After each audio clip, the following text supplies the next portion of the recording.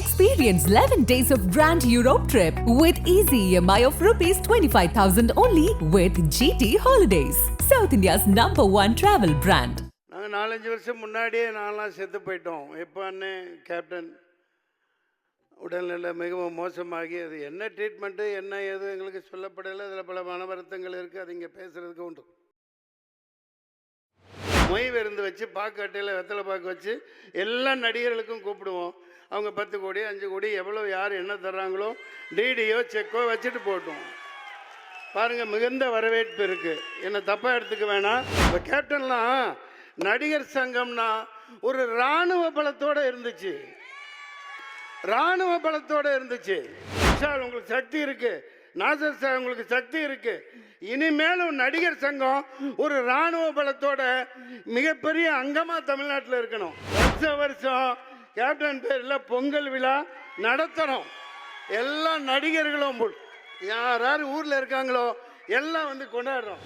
எனது குடும்பத்தை சார்ந்த அனைவருக்கும் பணிவான வணக்கங்கள்.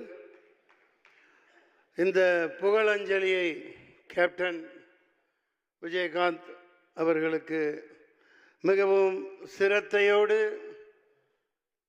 நடத்தி கொண்டிருக்கும் தென்னிந்திய நடிகர் சங்கத்தினருக்கும் அனைத்து உறுப்பினர்களுக்கும் தலைவர் நாசர் அவர்கள், செயலாளர் விஷால், பொருளாளர் கார்த்திக் மற்றும் பூச்சி முருகன் ஐயா, அனைத்து பொறுப்பாளர்களுக்கும் பணிவான வணக்கங்கள்.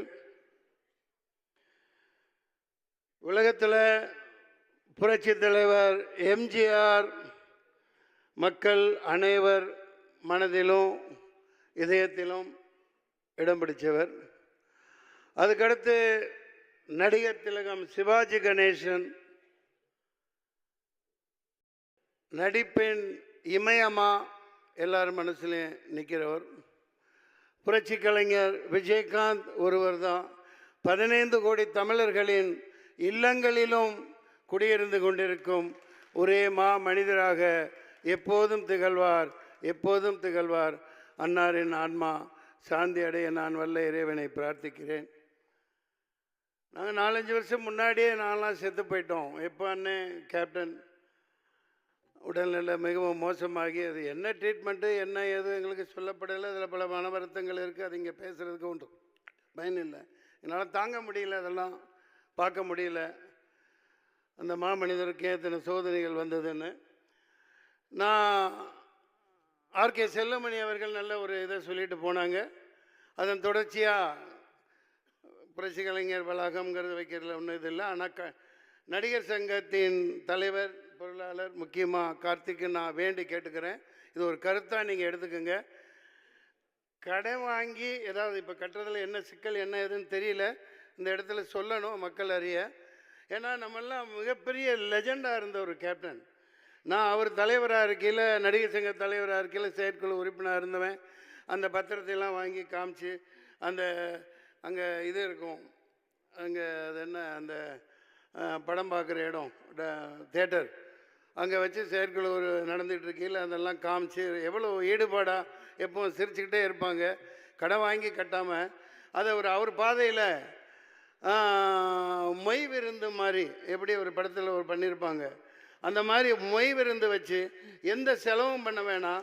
5 பைசா நடிகர் சங்கம் செலவு பண்ண வேணாம்.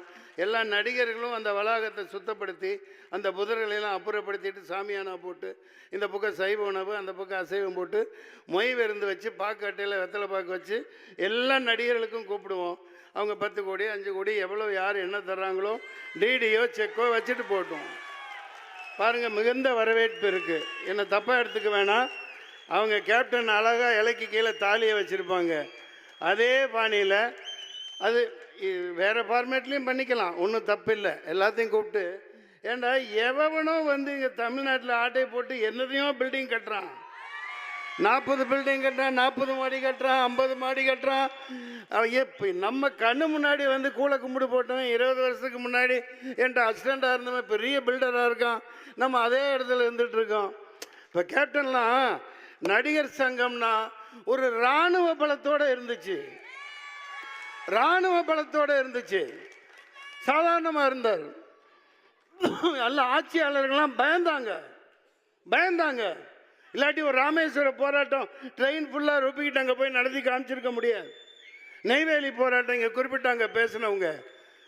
நம்ம அதுக்காக நம்ம 2 கொம்பு வச்சுக்கிட்டு இருக்கணும்னு அவசியம் இல்லை. கதாநாயகர்கள் விஷால் உங்களுக்கு சக்தி இருக்குது, நாசர் சார் உங்களுக்கு சக்தி இருக்குது. இனிமேலும் நடிகர் சங்கம் ஒரு இராணுவ பலத்தோட மிகப்பெரிய அங்கமாக தமிழ்நாட்டில் இருக்கணும்.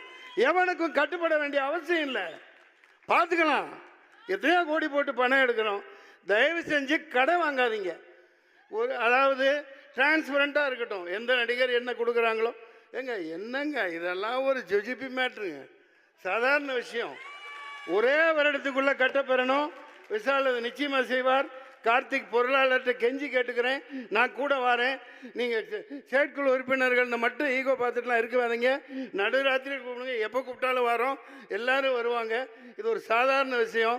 எம்ஜிஆர் நடத்தின மாதிரி அந்த இடத்துல இப்போ இந்த பொங்கல் வச்சு ஒன்றுமே நடக்கலை. அந்த இடத்துல நல்லா கட்டடம் கட்டின பிறகு எல்லாத்தையும் பளபளான்னு போட்டு மார்பிள் போட்டுறாதீங்க. பொங்கல் வைக்கிறதுக்கெல்லாம் இடம் வச்சுருங்க. வருஷம் வருஷம் கேப்டன் பேரில் பொங்கல் விழா நடத்தணும். எல்லா நடிகர்களும் யார் யார் ஊரில் இருக்காங்களோ எல்லாம் வந்து கொண்டாடுறோம், ஜாலியாக கொண்டாடலாம். சரிங்களா? மக்களை நல்லா வாழ வைக்கணும். அதான் கேப்டன் சொன்னது. அன்னாரின் ஆன்மா சாந்தியுடைய வாழ்த்துக்கள். பிரார்த்திப்போம்.